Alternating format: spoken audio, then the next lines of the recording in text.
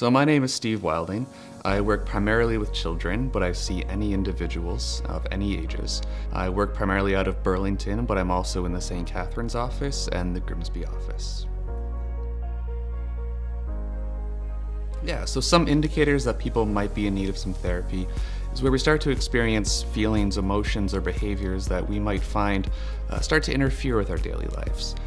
We struggle to maybe get up in the morning, we maybe struggle to interact with other people, however that looks for each of us. At that point, maybe we reach out, we get some feedback from other people, or we just kind of put our feelers out and see what's available. The most important feeling I like to cultivate with clients is absolutely a place of safety. We want to create a space where people can just come and share their stories, share their concerns, share their feelings, what's going on in their life. Without a place where we can feel safe to do that, we don't really get an opportunity to share our full story. My hands down favorite modality is using mindfulness therapy. With all of this internet access that we have to everything going on, it can become very easy to get lost in thinking about tomorrow or thinking about yesterday, concerning ourselves with what we have to do or what maybe we've missed. And mindfulness just brings us this opportunity to acknowledge how we feel in this moment and be present in our moment. Stop and smell the roses, as it were.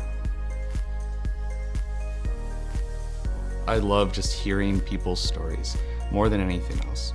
A lot of the times people will come into my office and just need somebody to listen, somebody that they can feel free to open up and share with. And I really enjoy when I get to that point with a client where they can feel the freedom to just fully share what they're going through. Maybe they've never had that opportunity with somebody else. Maybe they've never had that opportunity in their family. And just to see that relief of, so I can finally share, it's just such a wonderful time. So out of the door, I do what I do just because I love to help other people. Growing up, a lot of the times, I grew up in a very small town, and there was people that needed help in all sorts of areas of their lives. And I just found that there wasn't much support available, or more specifically, there was a fear of going to seek that kind of help. And so working with these people, these kids, individuals, and just seeing this need and nowhere for them to go, it really drove me to follow this career path, to follow my education, and provide that support for people in need.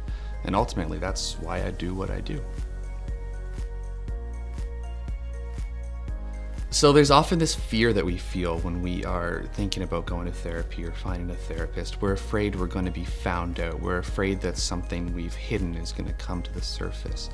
We're afraid that we're going to feel like we're the only one that's going through this moment. This is never the case.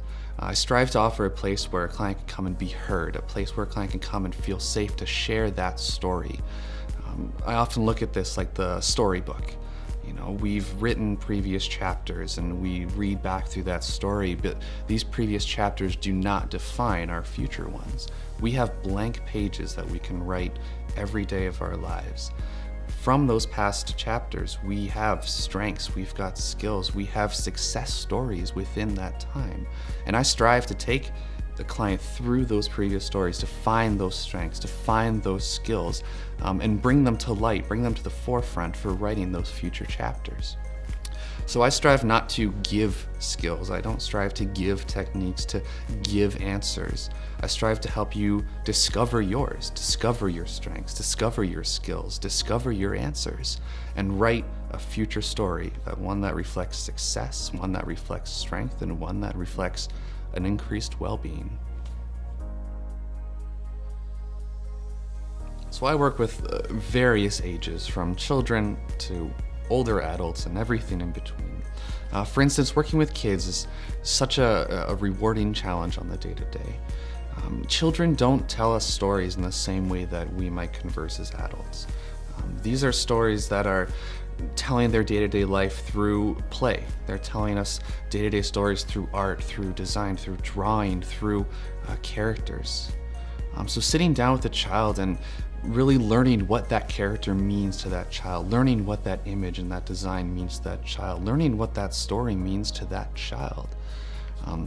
is such a great time to learn about them, and just giving a child a place to share their stories, a place to feel heard and understood when maybe nobody else does.